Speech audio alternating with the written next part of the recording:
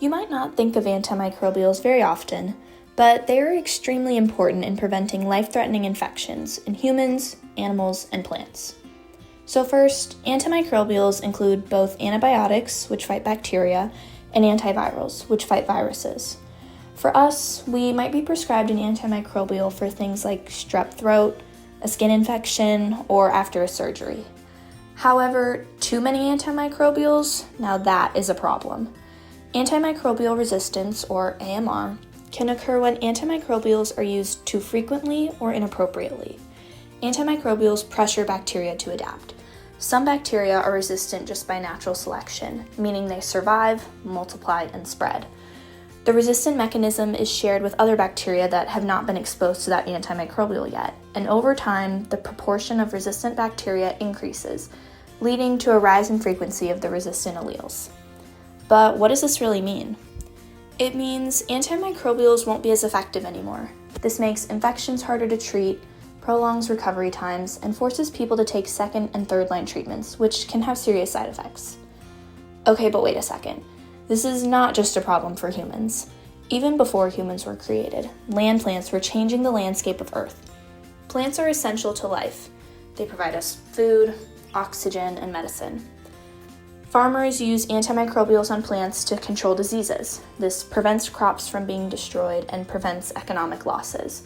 However, some farmers use antimicrobials to address one problem at a farm, but they don't realize that it may kill other parts of the ecosystem, reducing biodiversity. Other farmers load animals up with antibiotics to keep them healthy and more favorable to be sold. When wildlife are brought into contact with humans, this occurs at edges, which means more diseases and more bacteria are transmitted in a lot higher amounts. This means more need for antimicrobials and more spread of AMR bacteria. Now, this whole web of AMR spread can be understood through One Health, which is a collaborative and interconnected approach that looks at humans, animals, and the environment to understand health problems. You would think, okay, easy solution, let's just stop using a lot of antimicrobials or make some new ones. But there are many obstacles that make these solutions much more difficult. First, antimicrobials aren't a profitable drug class, which means there's not much financial incentive to fund and make new ones.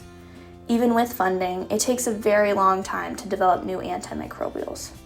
Also, this is a worldwide problem and very complex, yet there's no global policies or regulations, which makes it a lot harder to combat this issue on a wide scale.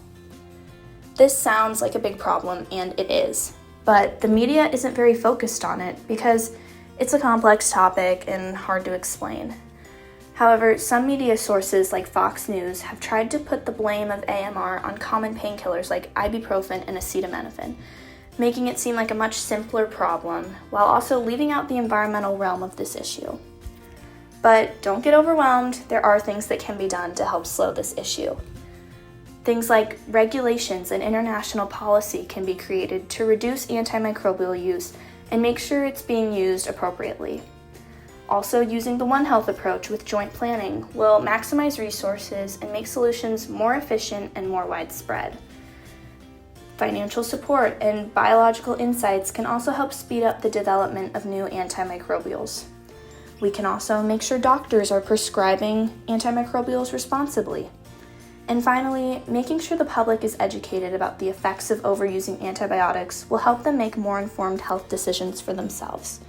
With the help of many different sectors, we can combat AMR and protect the health of everyone.